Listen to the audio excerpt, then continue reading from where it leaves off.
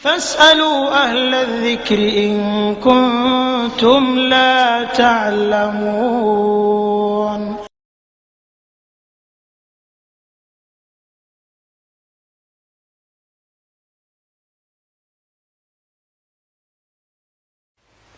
Alhamdulillah wassalatu wassalamu ala rasulillah wa ba'du. Kaum muslimin yang dimuliakan oleh Allah subhanahu wa ta'ala, telah sampai kepada kami sebuah email dari Sipurna xxx@oketmail.com. Isi email,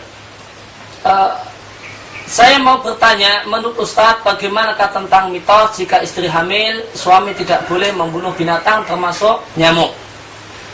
Jawabannya, kaum muslimin yang dimuliakan oleh Allah subhanahu wa ta'ala, pertanyaan yang disampaikan oleh penanya berkaitan dengan masalah meyakini sesuatu sebagai sebab timbulnya sesuatu yang lain.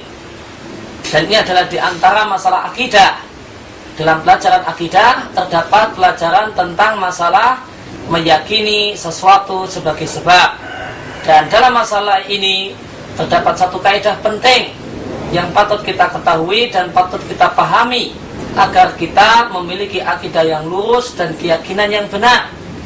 Kaidah tersebut mengatakan kita tidak boleh meyakini bahwasanya suatu hal itu menjadi sebab terjadinya sesuatu yang lain, kecuali jika Allah menentukan bahwasanya hal tersebut merupakan sebab. Dan Allah subhanahu wa ta'ala menentukan satu hal itu menjadi sebab timbulnya hal yang lain dalam dua bentuk. Yang pertama berdasarkan dalil syariat. Dalil syariat mengatakan bahwasanya taubat adalah sebab untuk mendapatkan ampunan Allah. Maka kita pun meyakini taubat adalah sebab mendapatkan ampunan Allah subhanahu wa ta'ala. Dan syariat mengatakan bahwasanya sholat itu bisa menghapus dosa, yaitu dosa-dosa kecil. Demikian juga puasa Ramadan itu bisa menghapus dosa-dosa kecil. Maka kita pun berkeyakinan bahasanya hal tersebut adalah sebab terhapusnya dosa. Yang kedua, Allah menjelaskan bahwasanya sesuatu hal itu menjadi sebab timbulnya hal yang lain dengan hukum kauni. Berdasarkan penjelasan ilmiah, penjelasan ilmu pengetahuan membuktikan dan eksperimen manusia membuktikan bahwasanya bahwasanya makan adalah sebab kenyang, bahwasanya api itu sebab terbakar, air adalah sebab basah. Maka kita boleh meyakini, maka tidaklah mengapa. Dan satu hal yang sah-sah saja, kita berkeyakinan bahasanya makan itu menjadi sebab kenyang, api menjadi sebab terbakar, dan seterusnya. Adapun selain dari dua hal ini, maka tidak boleh kita yakini bahasanya sesuatu tersebut menjadi sebab bagi timbulnya hal yang lain.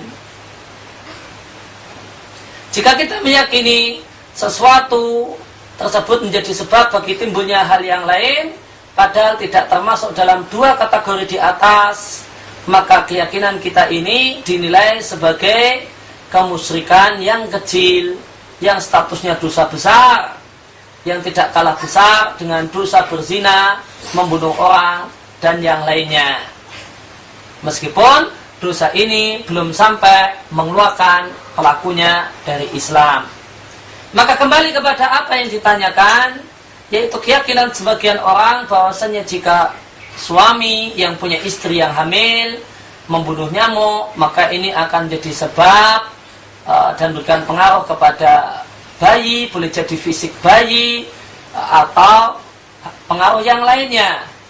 Maka patut kita lihat apakah terdapat dalil syariat yang menunjukkan benarnya keyakinan ini.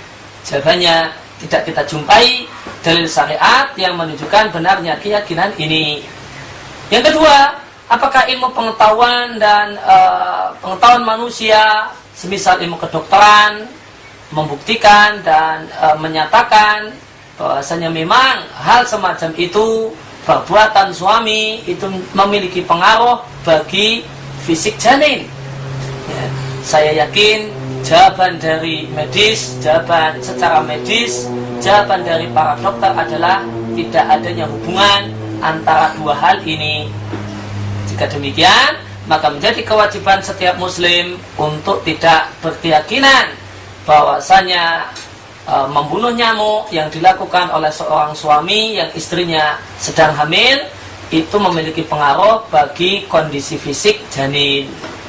Dan siapa yang berkeyakinan bahwasanya perbuatan ini membunuh nyamuk, membunuh semut atau yang lain itu yang dilakukan oleh seorang suami itu memberikan pengaruh pada janin yang ada dalam perut istrinya, maka dia telah melakukan syirkun asghar, kesyirikan yang kecil yang belum mengeluarkan seorang dari Islam. Namun meskipun dia namanya kecil, bukan berarti dosanya kecil, akan tapi dosanya besar. Oleh karena itu kita patut memohon dan berdoa kepada Allah Subhanahu wa taala agar Allah Subhanahu wa taala tambahkan kepada kita iman, tambah kepada kita ilmu yang benar, sehingga dengan ilmu tersebut maka semakin terjagalah akidah dan keimanan kita.